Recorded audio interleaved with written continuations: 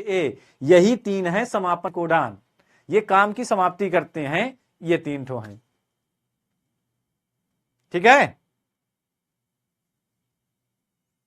पहले तुम क्या थे, पहले तुम थे एजी, फिर तुम बन गए गधा जीए, फिर तुमने कहा ए गधा न कहे, बुरा लगा भाई कोई गधा कहेगा।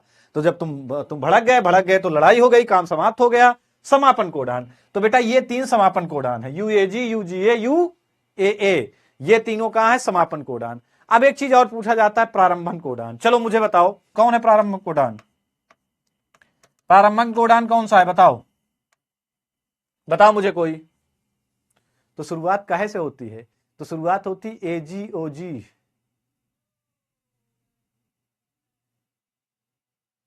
शुरुआत काहे से होती है, बता, प्रारंभन कोडान बताओ। प्रारंभन की भी ट्रिक मेरे पास बहुत अच्छी है, बताओ जल्दी से, शुरुआत कहां से होती है,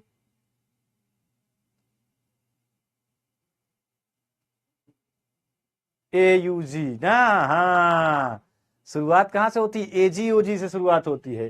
तो शुरुआत हमने कहा एजीओजी से होती है ना, तो एजीओजी को हम ऐसे लिख सकते हैं ना, ए यू कह दो जी, कह ए यू कह जी, ए यू जी, ये शुरुआती कोडान है। कभी कभी कभी कभी क्या होता है, यू ए, ज्यादातर शुरुआत होती ए यू जी से, कभी कभी यू ए, नहीं यू ए नहीं,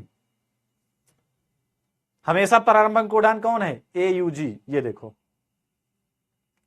तो अनुवांशिक कोड ये देखो, ए यू जी क्या बेटा, शुरुआती कोडान है, प्रारंभिक कोडान। कभी कभी जी यू जी, कभी कभी जी यू जी जो है बेटा, कभी कभी जी यू जी ब्रैकेट में लिखे दे रहा हूं, कभी कभी ये भी शुरुआत करता है। तो ए यू जी जी यू जी को मैंने कहा कि मैं एक बहुत शानदार ट्रिक लाया हूं। ट्रिक क्या है, ट्रिक का पार्ट समझो, ए यू जी जी यू जी। अब ए यू जी जी यू जी को हम शार्ट में कह सकते हैं ए जी ओ जी, ए यू जी जी यू जी को हम शार्ट में ए जी ओ जी कह सकते हैं। तो ए यू जी और जी यू जी ये प्रारंभिक कोडान है, प्रारंभिक कोडान है, यहीं से निर्माण प्रोटीन संश्लेषण की शुरुआत होती है। बट ये अमीनो एसिड को भी कोड करते हैं, ये प्रोटीन संश्लेषण की शुरुआत भी करते हैं, लेकिन ये अमीनो अम्लों को कोड भी करते हैं। लेकिन ये तीनों समापन कोडान है, ये काम समाप्त करते हैं, लेकिन ये किसी अमीनो अम्ल को कोड नहीं करते। तो प्रारंभन कोडान बेटा और समापन कोडान दोनों के दोनों बहुत इंपॉर्टेंट हैं, खूब नीट में भी आते हैं और बोर्ड एग्जाम में भी आते हैं। स्टार लगा दिया मैंने, ठीक है, ये भी स्टार लगा दिया, नीट और यूपी बोर्ड में खूब आते हैं। ठीक है, महिमा है। तो ये पहली बात, 6 घंटा सेपरेट मिलते थे, कोई डिस्टर्बेंस नहीं किसी प्रकार का, एकदम शांत माहौल, और ब्रह्म मुहूर्त की बेला भी मिलती थी, एनर्जी भी मिलती थी इससे, और बेटा सारी चीजें एकदम से दिमाग में रख जाती थी। 1 बजे उठा, 1 बजे से 7 बजे तक में 6 घंटे, 6 घंटे में पता है किताब इतना, उस समय मतलब काम बहुत तेजी से होता था, मतलब 3-4 चैप्टर आधे घंटा, मतलब जो काम हम दिन में या शाम को या रात में, मैंने उसमें एक अनुभव क्या किया, मेरा अपना स्वयं का अनुभव है, ये कहीं का कोई ज्ञान नहीं है किताबी, स्वयं का अनुभव है कि जो काम मैं दिन में करता था 3 घंटे लगते थे, चाहे वो पढ़ना हो, चाहे वो क्वेश्चन लगाना हो, चाहे वो जो भी रहता हो पढ़ाई से संबंधित, जो काम दिन में बेटा 3 घंटे में हो रहा था, दिन में कितने घंटे लग रहे थे, दिन में जिस काम को करने में 3 घंटे लगते थे, सुबह साइलेंट मोड में ब्रह्म मुहूर्त की बेला में वो होता था 1.5 घंटे में, आराम से 1.5 से 2 घंटे में हो जाता था, आराम से 1.5 से 2 घंटे में हो जाता था।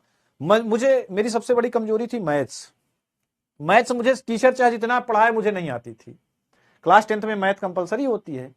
अब एक बार हुआ क्या, मैं सब विषय में बहुत तेज था, अंग्रेजी तो मुझे आज भी समझो रटी, मतलब मुझे 10 किए कब हो गए, लेकिन 10 तक की अंग्रेजी यकीन नहीं मानोगे, इतना क्षमता थी, ब्रह्म मुहूर्त का पावर था।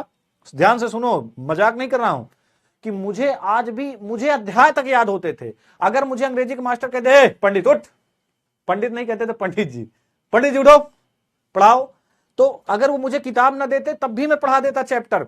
माई ashes will be throw in the Ganga at Allahabad, this is not religious significance, that is the attachment me and my Ganga. मतलब पूरे अध्याय पैराग्राफ तक मुझे रटे होते थे अर्थ सहित। अगर वो कहते किताब रख दो अब पढ़ाओ, तो मुझे पैराग्राफ पूरा अर्थ सहित रटा होता था, बिना देखे पैराग्राफ तक रटा रहता था। जो पोयम वोयम रहती थी ऐसे खड़ा हो जाऊं, पैराग्राफ पूरी पोयम पूरा स्टैंजा सब कुछ रटा है। पूरा रटा रहता था। ऐसे खड़ा हो जाऊं, अगर बुक भी ना दे तब भी मैं हर सहित पढ़ा देता था। ऐसे होता था। क्यों होता था? ये सब पावर कहां का था? ये सब पावर था इसी चीज का।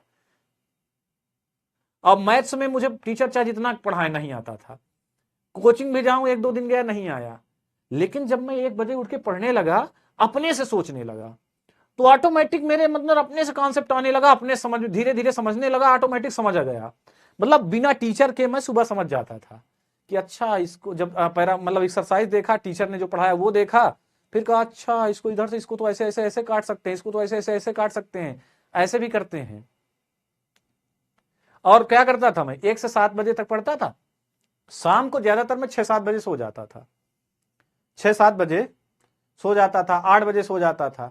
तुम लोगों के पास अच्छा मौका है, तुम ना 7-8 बजे सो, 10 बजे सो, दिन में सो लो। मैं दिन में नहीं सोता था, तो तुम 1-2 घंटे दिन में सो सकते हो। अब तुम 1 बजे नहीं उठना कि तुम 1 बजे उठ जाओ, 1 बजे नहीं उठना। तुम 2 बजे, तुम 3 बजे उठो, 4 बजे उठो, 5 बजे उठो, क्योंकि तुम्हारी जिंदगी अलग है। ठीक है? लेकिन सुबह का पकड़ना शुरू करो, दिन में सो लो, रात में जल्दी सो जाओ, 10 बजे सो जाओ, 11 बजे सो जाओ। ठीक है?